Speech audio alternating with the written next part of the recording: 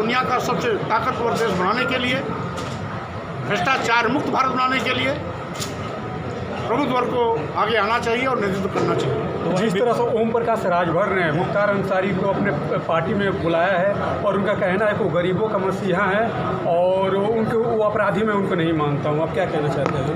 अब इसका जवाब तो श्री ओम प्रकाश राजभर ही दे सकते हैं। क्या सोच समझ करके उन्होंने सर्टिफिकेट दिया है, इसलिए इसका जवाब भी वही दे सकते हैं। भारतीय जनता पार्टी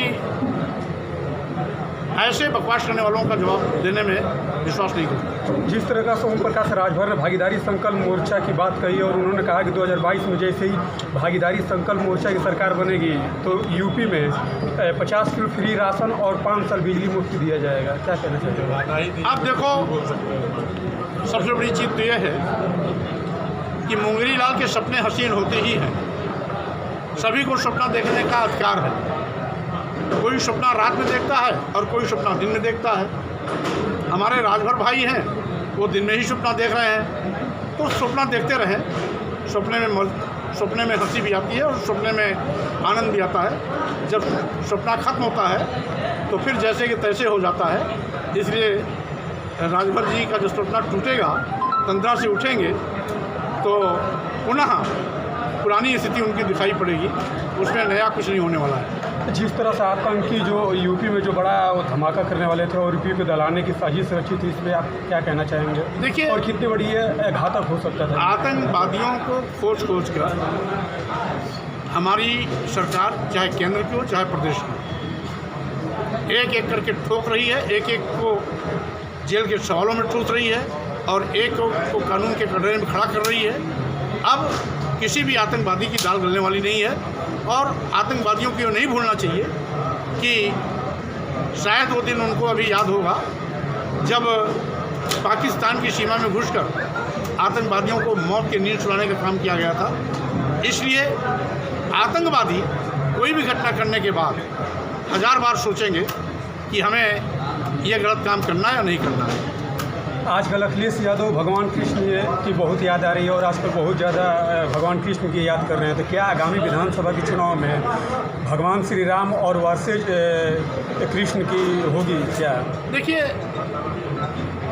किसी भी भगवान को राजनीति से नहीं जोड़ना चाहिए। भगवान कोई हो, वो आस्था का विषय है और किसी की आस्था किसमें है उसको अपने तौर तरीके से मानने की उसको छूट है। कोई राम को मानता है, कोई कृष्ण को मानता है, कोई बुद्ध को मानता है, कोई महावीर जैन को मानता है, कोई ईश्वर को मानता है, कोई अल्लाह को मानता है, कोई घाट को मानता है। इसको राजनीति से कभी नहीं जोड़ना चाहिए। यह आस्था की जो विषय है वो आस्था के विषय तक ही सीमित रखना चाहिए। आजकल राकेश टिकैत ओवैसी को बीजेपी का चाचा जान कर रहे हैं। टिकैत जो है राजनीति कर रहे हैं या किसान आंदोलन चला रहे हैं? अब देखो, आज हम मुद्दे पर काम कर रहे हैं, मुद्दे पर हर घर और हर जन तक जा रहे हैं। हमारा मुद्दा है गरीबों के घर के अगवाड़े पिछड़े शौचालय का निर्माण हो, गरीबों जिसके पास घर नहीं उसको पक्का घर मिले, जिसको इलाज की सुविधा नहीं उसको 5 लाख रुपए तक निःशुल्क चिकित्सा की सुविधा मिले, जिनको कभी सम्मान नहीं किया गया था उन किसानों को सम्मान निधि सम्मानित किया जाए। हमारी उन तमाम ज़रूरतमंद लोगों को आर्थिक सहायता दिया जाए और इसलिए हम अपनी योजनाओं के माध्यम से लोगों तक जा रहे हैं। जिनके पास कुछ नहीं है वो अब्बा जान का सहारा ले रहे हैं और चचा जान का सहारा ले रहे हैं। हमें न अब्बा जान से मतलब है, न चचा जान से मतलब है, न भाई जान से मतलब है। हम विकास के मुद्दे पे आए हैं, विकास कर रहे हैं और कल्याणकारी योजनाओं के माध्यम से समाज के अंतिम व्यक्ति के चेहरे पर मुस्कान लाने का काम कर रहे हैं। हमारी कोशिश है कि समाज का अंतिम से अंतिम व्यक्ति भी विकास की मुख्यधारा में खड़ा हो। तो वहीं विपक्ष कह रहा है कि प्रबुद्ध सम्मेलन बीजेपी के फेल है। विपक्ष खुद फेल है।